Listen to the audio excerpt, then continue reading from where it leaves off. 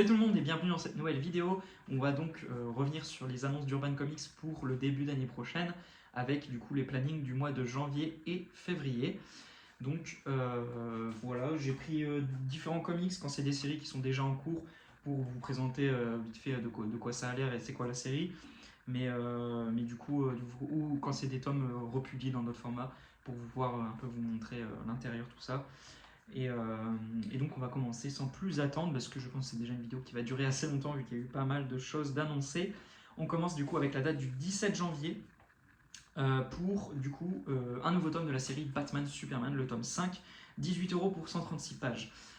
Alors ça c'est clairement le genre d'annonce qui fait un peu prendre conscience de l'augmentation de prix de taré qu'on s'est pris ces dernières années, c'est juste n'importe quoi. Enfin, 136 pages, 18 €. C'était le genre de comics qui a 4 ans coûtait genre 14 balles, je crois. Enfin, c'est complètement taré. Maintenant, Batman Superman, c'est une série vraiment coup de cœur en ce qui me concerne. Donc je vais y aller un peu day one et je vais pas trop attendre que la série soit dispo d'occasion pour me choper le tome. Mais franchement, ça fait chier quoi, parce que je trouve le prix vraiment abusé. Donc c'est la série de Mark Waid et Dan Mora. Dans ce tome 5, du coup, ça sera un nouvel arc qui va introduire la 5e dimension. Donc ça c'est le tome 4 que j'ai adoré, qui est un de mes coups de cœur de l'été, avec du coup le retour du monde de Kingdom Come. Donc comme d'habitude, si vous n'êtes pas encore débuté la série Batman Superman, bah, je peux que vous conseiller d'y aller. Ça touche tout l'univers d'ici, ça se concentre pas que sur Batman et Superman, même si le cœur de la série reste leur relation et tout. Mais à chaque fois, ça s'étend sur tout l'univers d'ici. On découvre plein de personnages. C'est des histoires de super-héros hyper classiques, mais très très très efficaces. Et puis le trait de Dan Mora est absolument sublime. Donc ça vraiment, j'attends beaucoup le tome 5 malgré le prix. Clairement abusé. Ensuite, on a Poison Ivy Infinite tome 4. Donc là, c'est le tome 2 avec une super couverture de Dan Mora. Adoré le premier tome, ça a été vraiment un coup de cœur. Depuis le tome 2, j'aime toujours la série, mais je trouve que ça tourne un peu en rond quand même. Donc assez curieux de voir le tome 4 et j'espère que la série va un peu renouveler mon intérêt parce que pour l'instant, je reste un peu déçu passé le tome 1 qui m'avait énormément plu. Donc c'est la série de J. Willow Wilson pour le scénario et Marcio Takara pour les dessins. C'est un tome qui coûtera 18 € pour 152 pages, je ne sais pas si je l'ai déjà dit, donc je le redis au pire. Et enfin, dernier titre pour la date du 17 janvier, c'est Superman Chronicles, le troisième volume de l'année 1988. Alors moi, le seul que j'ai gardé dans ma collection, c'est le 1987 volume 1, donc le tout premier volume. J'ai arrêté les Superman Chronicles parce que j'ai pas accroché plus que ça, passé les 2 premiers tomes. C'est trop inégal en fait en termes de qualité. C'est un peu le problème des intégrales et des Chronicles. Donc voilà, donc suivant les années, on peut avoir de plus ou moins bonnes choses à se mettre sous la dent. Donc voilà, puis c'est des tomes qui coûtent très cher, donc on est sur 40 € pour 472 pages pour celui qui sort le 17 janvier, qui, si j'ai bien compris, sera du coup le dernier tome qui publie le run de John Byrne sur Superman, donc le long run qu'il a fait sur les différentes séries de Superman. Après voilà, si vous aimez la série jusqu'ici, bah écoutez, vous avez le tome 3, donc le troisième et dernier tome de l'année 88 qui sortira début janvier, enfin mi-janvier. Ensuite, pour la date du 24 janvier, on a une nouvelle vague de titres Urban Nomad qui va se concentrer sur le personnage de Superman. Alors déjà, première interrogation que j'ai, moi personnellement, c'est pourquoi sortir ça en janvier. Je trouve que ça aurait été un peu plus pertinent de la sortir pour la sortie du film Superman en été 2025. Alors on sait bien que quand il y a un film qui sort, surtout sur les super-héros, c'est pas ça qui ramène la foule en librairie et qui vide les stocks des comics. Mais je trouve que c'est toujours quand même plus intéressant, même pour les lecteurs de comics, de se replonger dans un personnage ou quoi, quand on est un peu avec un événement comme un film Superman, surtout un film Superman qui est un personnage quand même très important. Et puis c'est un film très important pour l'univers d'ici et le futur de l'univers d'ici au cinéma. Donc voilà, j'aurais plus vu ça à l'été 2025, mais bon écoutez, c'est comme ça. Le truc plus critiquable par contre, c'est un peu la communication qu'il y a eu sur cette nouvelle vague que j'ai trouvé limite comme beaucoup de monde. Ça a fait beaucoup, ça a énervé pas mal de monde. Bon, des fois par contre, les gens étaient beaucoup trop vulgaires à mon sens parce que c'est pas la peine non plus d'insulter le CM et tout. Mais le ou la CM, je sais pas. Mais voilà, parce qu'en gros, ils ont annoncé cette nouvelle vague avec une publicité qui disait la collection à partir de 5,90, donc 6 €. Sauf que dans cette nouvelle vague annoncée, il n'y a aucun titre à 5,90. Le premier prix, c'est 8,90. Et puis vu le nombre de pages, on n'aura plus de titres à ce prix-là. Alors ils ont dit, je crois par commentaire, qu'ils laissaient cette information parce qu'en fait les titres qui ont déjà été publiés à ce prix-là le restent. Maintenant on l'a bien vu que c'est pas le genre de choses qui pourra rester à tout jamais si l'année prochaine ils décident finalement que leur augmentation soit rétroactive sur tous les titres de la collection Urban Nomad, bah, ça sera le cas et puis on ne pourra rien faire. Mais bon, c'est clair qu'en termes de promo, c'est un peu limite et puis il n'y a eu aucune communication dessus, quoi, sur l'augmentation des prix. Parce qu'en plus de ça, on a aussi un volume, et là ça a été un peu le truc qui a vraiment enfoncé le clou, c'est qu'on a un volume qui va coûter 13,90. Je trouve ça hyper cher pour une collection Urban Nomad. C'est vrai que je ne l'ai pas présenté, mais Urban Nomad c'est ça, hein, c'est ce format un peu poche, souple, donc plus petit qu'un comics classique. Hop, ça c'est comics classique, ça c'est Urban Nomad. Qui se voulait du coup à petit prix. Alors 13,90 d'un autre côté, vu tous les prix qui augmentent sur leur gamme principale, ça reste moins cher forcément. Mais bon, ça perd un peu, je trouve, de l'effet d'annonce de départ avec des comics qui allaient de 5,90 jusqu'à 10 euros, je crois, grand max.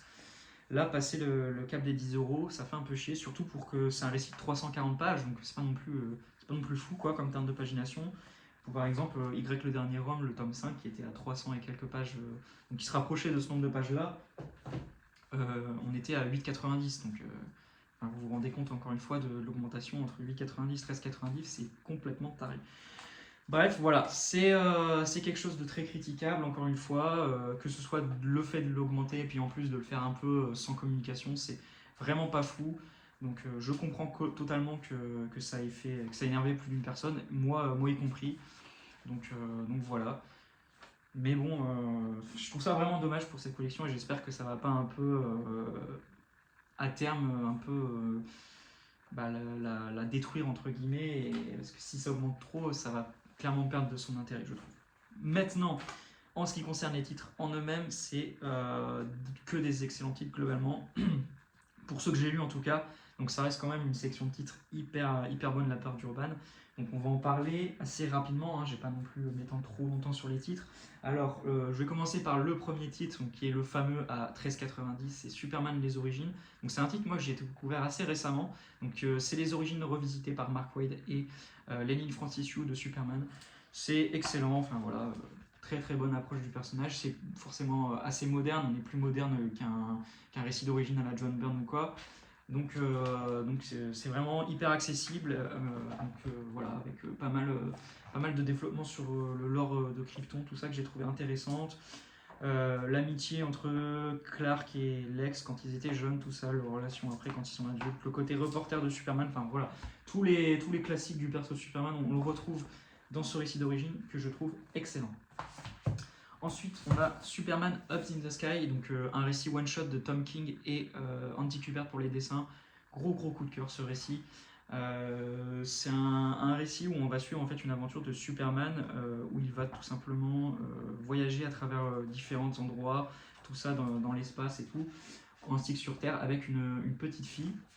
Et du coup, c'est un récit qui va vraiment mettre en avant un peu tout le côté, tout l'aspect, toutes les thématiques de Superman, son écriture, toutes les valeurs qu'il représente et tout, et c'est vraiment excellent. L'écriture de Tom King est superbe. Donc vraiment gros coup de cœur celui-ci que je peux que je peux que vous recommander dans cette gamme-là, surtout à ce prix-là. Et puis en plus de ça, il est plus dispo dans ce format-là, il est plus dispo. J'ai vu plein de gens se plaindre du fait que c'était plus dispo et qu'il devait, que du coup forcément les spéculateurs se faisaient plaisir en le revendant 3 fois son prix. Voilà, bref. Je vais éviter de parler de ce genre de personnes, sinon je vais devenir vulgaire. Donc voilà. Pour Superman Up in the Sky de Tom King et Andy Kubert. Ensuite, pareil, énorme coup de cœur, Superman Identité Secrète, que je peux que vous recommander. Donc c'est un récit de Kurt Busiek et Stuart Immonen. Graphiquement, c'est magnifique, mais très différent quand même de ce que Immonen peut nous proposer chez Marvel. C'est un trait plus peinture, je trouve, mais qui reste magnifique. Et le concept est génial, l'écriture est super belle. C'est tout simplement, on est propulsé dans un monde où le personnage de Superman existe en tant que personnage de comics. Et on a un jeune garçon qui a plein de similitudes avec Clark Kent, tout ça. On le vanne souvent avec ça d'ailleurs, qui va finalement du jour au lendemain se retrouver à avoir réellement les capacités de Superman. Donc c'est une approche hyper intéressante et un concept absolument génial. Donc voilà, gros coup de cœur celui-ci. Et clairement, pour moi, c'est entre Superman et Absinthe the Sky et celui-ci, c'est voilà, mes deux préférés sur cette vague. Et si je dois vous en recommander que deux, ça serait ceux-là. Après, encore une fois, pour moi, ils sont tous intéressants, surtout au prix de 8,90. Non, celui-là, j'en ai déjà parlé. Et enfin, dans les derniers que j'ai déjà lus, en ce qui me concerne et que j'ai dans la collection, c'est La mort de Superman. Alors là, c'est un gros pavé. Qui fait plus de 500 pages ou un peu moins, je sais plus, mais en tout cas, de toute façon, le Urban Nomad, lui, se fera que 184 pages et coûtera 8,90. En fait, dedans, vous aurez tout simplement juste la partie prélude et la mort de Superman, où vous allez vraiment avoir l'affrontement entre Superman et Doomsday. Donc voilà, c'est un récit pour cette partie-là vraiment intéressant que je vous recommande, qui vaut quand même le détour. C'est moins classique ou excellent récit que le sont ceux que je vous ai présentés juste avant, mais il y a le côté quand même historique du personnage et tout, qui est un événement hyper marquant sur l'histoire de Superman. Et puis ça reste quand même très plaisant à lire, surtout cette partie-là en fait. La suite est beaucoup moins intéressante, de toute façon pour moi vous avez le plus intéressant dans le Urban Nomad. Donc voilà. Et enfin, donc là c'est deux récits que je n'ai pas. Donc un que je vais me prendre assurément, c'est American Alien, 192 pages pour 8,90, scénario de Max Landis. C'est un one-shot pareil que j'avais, qui me faisait de l'œil, que j'avais un peu loupé à la sortie. Et puis après, voilà, il y a tellement de choses qui sortent que forcément on trouve jamais un peu le temps pour se le choper. Donc là, à 8,90, ça va clairement être l'occasion de le découvrir. Et puis on a Superman écrase le clan, 240 pages pour 10,90. Voilà. Pour le 24 janvier, les Urban Nomads, c'était une parenthèse un peu longue, mais c'était pour des titres que j'ai déjà lus pour la plupart, donc je pouvais quand même vous en parler vite fait dans la vidéo. Enfin, dernière date pour le mois de janvier, c'est le 31 janvier avec la publication du prochain gros event Absolute Power. Donc ça, c'est le premier numéro en version originale, avec cette magnifique couverture de Dan Mora. Couverture wraparound comme on dit. Voilà, donc j'ai pas énormément d'attentes sur cet event parce que déjà c'est un event en 4 numéros et moi je trouve que des bases les events, je trouve que les histoires vont trop rapidement. En fait, ils n'arrivent jamais à trouver le juste milieu avec l'histoire principale que je trouve qui va trop rapidement et d'un autre côté nous pondre plein de tie-in qui développent plein de trucs dans l'histoire mais qui sont pas intéressants la plupart du temps. Donc c'est vraiment dommage et j'ai ce sentiment dans plein d'events chez DC, surtout dans les derniers qui ont été publiés ces dernières années. Donc clairement en 4 numéros, je me dis que ça va être aussi le cas pour celui-ci. Maintenant l'équipe derrière fait très envie. Et puis graphiquement, comme vous pouvez le voir déjà avec ces quelques petites pages que je vous présente vite fait, on va s'en prendre plein aux yeux. Enfin c'est du Dan Mora mais complètement on fire. Et puis la colo là de Alejandro Sanchez, c'est juste magnifique. C'est un coloriste différent que ce qu'on a sur la série Batman Superman. Mais je trouve que ça rend le trait magnifique. Regardez-moi cette case. Alors, franchement ça va être trop beau. Donc clairement... j'ai quand même des petites attentes, surtout pour la partie artistique. Après, c'est Mark Waid au scénario, donc je me dis que ça restera quand même plaisant à lire. Maintenant, je suis pas hyper fan de la manière dont Urban publie les events. C'est toujours de la même manière. Ils font des espèces de gros pavés avec tout l'event et tous les tie-in. Donc là, ça sera en 1 ou 2 volumes, je suppose. En tout cas, dans ce premier volume qui coûtera 31€ pour 320 pages, vous avez les 2 ou 3 premiers numéros de l'event. Ah non, les 2 premiers numéros de l'event, ainsi que les préludes et plein de tie-in. Je vais pas tous vous les citer. Mais vous avez des tie-in aussi pour les séries comme Green Lantern, hop, ça c'est le numéro VO, ou Batman, qui pendant la période Absolute Power était des tie-in à l'event. Tout en gardant en général les scénaristes attitrés des séries, donc Jeremy Adams pour Green Lantern et Chip Zdarsky pour Batman. Voilà, donc je me dis d'un côté peut-être que ça fera des bons tie-in. On verra, en tout cas ça sera une sortie que moi je vais me prendre clairement.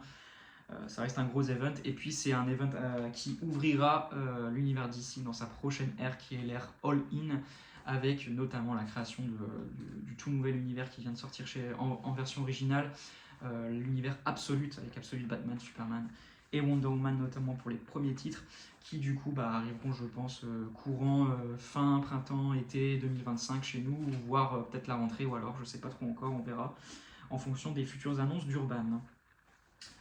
Voilà, ensuite on a Dawn of Green Arrow et Black Canary tome 2. Hop, donc là c'est le premier tome, je sais pas trop si je vais le prendre. J'ai bien aimé le premier tome, mais pas plus que ça non plus, surtout pour la partie Black Canary qui est en fait Birds of Prey, donc Black Canary fait partie de l'équipe, hein, J'avais beaucoup d'attentes, surtout parce que on avait Kelly Thompson au scénario et puis la partie graphique me donnait vachement envie. Et franchement, ouais, j'ai pas énormément apprécié la lecture. C'était pas déplaisant, mais j'en retiens pas grand chose. Donc je pense que le tome 2, je vais un peu faire l'impasse dessus.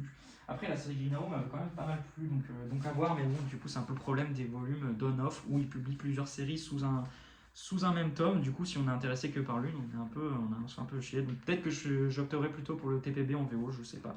Je verrai bien. Voilà, donc c'est un tome qui coûtera 36€ pour 304 pages, je sais pas si je l'ai déjà dit. Et enfin, pour terminer avec le dernier comics du 31 janvier, on a un tome de The One Hand and Six Fingers à 7,90, donc vous dites, oh, c'est pas cher, mais en même temps ça fera que 64 pages. Hein. Donc il publie 2 numéros en fait par tome. Donc c'est une série indé de Ramvi et Dan Waters avec Lorwen Campbell au dessin. Je peux pas trop vous en parler, je ne connais pas la série en tout cas. Ça sera publié fin du mois de janvier. Ensuite, on commence avec le mois de février. Donc là, on a toute une première partie du mois où c'est pareil, je vais aller assez vite parce que c'est des titres indés et que je connais pas, donc je vais pas pouvoir vous en dire grand chose. Donc le 7 février, on n'a aucune tombe assez profonde. Donc c'est une série de Scotty Young pour 21€. Personnellement, je suis pas hyper fan de Scotty Young, donc ça sera sans moi. Fluffy Fairyland tome 3, toujours une série de Scotty Young, 17€. Pareil, je ferai l'impasse, ça ne m'intéresse pas. Le Déviant, Conte de Noël, tome 2, 20€. Donc c'est un comics publié dans le grand format Urban que vous pouvez voir juste là sur l'étagère derrière. Donc de Jensen Ford pour le scénario. Je connais pas et ça m'a pas plus que ça intrigué. Ensuite, le 14 février, on a Destro, Seigneur de guerre, donc une série indé de Dan Waters au scénario. Donc je pense que c'est un titre qui mise, sur lequel Urban mise pas mal, vu qu'ils seront proposés en une couverture régulière à 18€ avec une variante à 20€. En général, quand ils proposent une variante sur un titre, c'est que c'est un gros titre ou une grosse sortie. Et dans le même esprit, on aura Scarlet Mission Spéciale, pareil avec une couverture régulière à 18€ et une variante à 20 balles. C'est une série indé de Kelly Thompson. Ensuite, on passe au 21 février avec Dawn of GSA, tome 3. Hop là, donc ça c'est le tome 2, le dernier tome publié à date. Donc le troisième tome sera le dernier, publiera la fin de la série de Jeff Jones donc, sur GSA avec jusqu'au numéro 12. Et vous aurez aussi du coup les 2 mini-séries Golden Age, donc l'une sur Alan Scott, Green Lantern que j'attends beaucoup, je suis très content qu'elle sera publiée chez nous en VF, et une sur Sandman. Voilà, donc ça c'est une sortie que j'attends et que je ne vais pas louper à sa sortie. 36€ pour 384 pages. J'espère que je ne l'ai pas répété plusieurs fois, chaque fois le prix et les pages, chaque fois j'ai le doute si je l'ai déjà dit ou pas, donc ça se trouve à chaque fois je vous répète 2 fois l'info, mais bon écoutez, c'est comme ça. Geiger tome 2, donc ça c'est la série du nouvel univers lancé par James Jones en indé, donc l'univers The Unnamed, ouais, j'ai un peu du mal à le dire. Série indé de Jeff Jones et Gary Frank. J'ai pas hyper accroché au premier tome. Je pense que je vais quand même me laisser tenter par le deuxième tome parce que j'adore Jeff Jones, tout ce qu'il a fait chez DC, ça fait partie en général de mes travaux préférés chez DC. Donc j'ai quand même envie de donner sa chance un peu au titre plus longtemps. Et puis graphiquement, c'est très très beau, hein, Gary Frank. Vraiment un dessinateur incroyable. Donc voilà, et puis j'ai bien aimé John Cardio, aussi dans le même univers. Donc voilà, je pense que je me laisserai tenter par le tome 2. Et ensuite, du coup, on a donc le tome 2 qui coûtera 22€ pour 216 pages. Ensuite, on a Nightwing Infinite, tome 7. Hop, qui sera le dernier tome de la série. Et j'ai envie de dire, c'est un peu tant mieux parce que je trouve depuis 2 tomes que la série tourne un peu en rond. C'est moins un coup de cœur que ça l'était à ses débuts. Donc j'espère que ce sera un dernier tome qui va mettre un peu un coup de pied à l'intrigue et proposer quelque chose de vraiment intéressant et nous faire un dernier tome vraiment, vraiment épique comme doit l'être un dernier tome sur un run de cet ordre-là. Donc c'est la série de Tom Taylor et Bruno Redondo qui sera de retour pour le dernier tome. C'était un peu aussi le reproche que je faisais à la série, c'est que depuis quelques tomes, il se faisait de plus en plus rare sur la série. Donc sans que graphiquement ce soit devenu moche, hein, mais c'était clairement moins mémorable que ce que faisait Bruno Redondo, qui a clairement laissé sa marque sur la série. 22€ pour 208 pages, donc là c'est pareil, je serai au rendez-vous pour ce tome 7 en ce qui me concerne. Ensuite, toujours dans l'univers The Unnamed, on a Redcoat, donc toujours de James Jones au scénario, et au dessin on a Brian Hitch, donc qui va se concentrer sur le personnage du Redcoat. Je pense que celui-ci, j'attendrai de le trouver d'occasion parce qu'il va coûter 31 € pour 312 pages. Donc c'est un comics assez cher quand même, malgré qu'il y ait pas mal de pages. Mais voilà, je pense que je vais plutôt attendre l'occasion pour me laisser tenter pour celui-ci. À moins que je vois vraiment de très bons retours. Peut-être que là, j'irai dessus direct. Ensuite, on a Batman Off-World, 18 €. Donc c'est une mini-série en 6 numéros de Jason Aaron et Doug Mahnke au dessin. Le concept, c'est juste de propulser Batman dans l'espace. Pour en faire une série un peu plus science-fiction, ce qui est plutôt différent des récits classiques qu'on peut avoir sur le personnage de Batman. Maintenant, voilà, l'histoire ne m'intéresse pas plus que ça, les retours sont pas fous, donc personnellement, je ferai l'impasse dessus. Et il me semble d'ailleurs que ce titre avait été annoncé plus tôt à la base, je crois qu'il était annoncé du coup à la rentrée 2024. Donc c'est plus un report qu'autre chose, mais je suis pas sûr de l'info.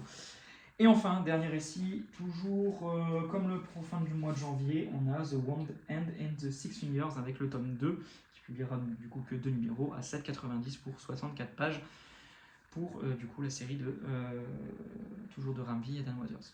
Voilà, donc la vidéo fait plus de 20 minutes, c'est super, donc voilà, j'ai essayé de faire rapide, mais il y a quand même pas mal de choses à parler. Donc j'espère que cette vidéo vous aura plu. N'hésitez pas, comme d'habitude, à donner votre avis sur la vidéo, sur les différentes annonces qui ont été faites, ce que vous attendez le plus parmi tout ce qui a été annoncé, et puis aussi bien réagir sur la partie des titres en eux-mêmes que tout ce qui est à côté avec les décisions éditoriales, les prix et tout. Bref, n'hésitez pas d'interagir dans les commentaires. On se dit à très bientôt pour une prochaine vidéo. D'ici là, prenez soin de vous. À plus tout le monde.